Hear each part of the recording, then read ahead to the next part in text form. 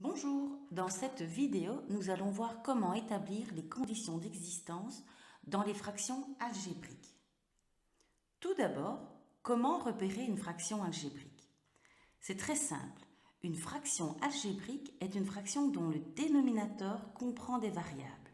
En d'autres termes, s'il y a des lettres au dénominateur, c'est que nous avons affaire à une fraction algébrique.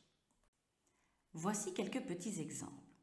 Dans le premier cas, j'ai un x au dénominateur, ma fraction est donc bien une fraction algébrique.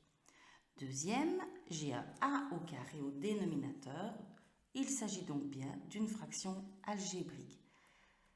X au dénominateur dans cette fraction, donc cette fraction est également une fraction algébrique.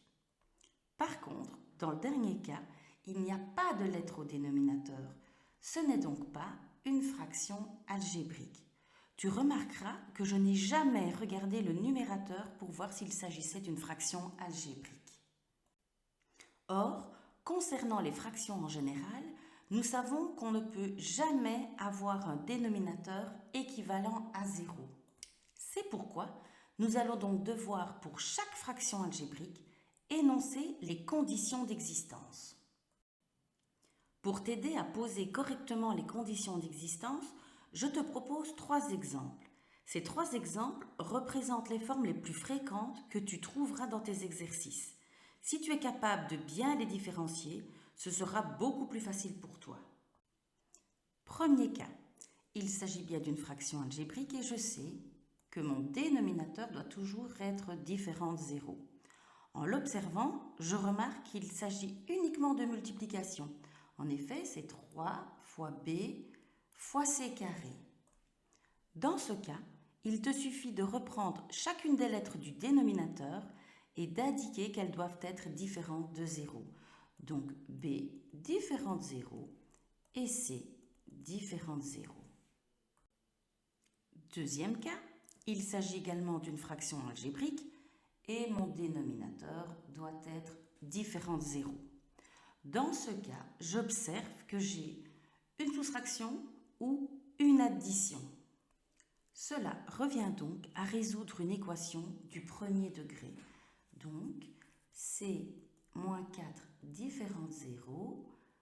Je fais passer le 4 de l'autre côté, dans l'autrement, donc il change de signe. Donc c est différent de 4. Dernier exemple, il s'agit également d'une fraction algébrique et donc le dénominateur doit aussi être différent de 0. Lorsque j'observe le dénominateur, je vois que j'ai une soustraction ou une addition, mais en plus une variable avec un exposant. Étant donné que je suis incapable de résoudre une équation avec des exposants, la seule façon d'y arriver, c'est de factoriser. Donc, c carré moins 4 différent de 0. Je factorise c carré moins 4, c'est un binôme conjugué, ça devient c plus 2 fois c moins 2 différent de 0. Et étant donné que ici j'ai un produit nul, soit ceci est différent de 0, soit la deuxième parenthèse, ou les deux. Donc ici, c plus 2 différent de 0 revient à dire que c doit être différent de moins 2, puisqu'il change de membre, il change de signe. Et pour la deuxième parenthèse, c moins 2 différent de 0, ou c différent de 2. Voilà, bon travail!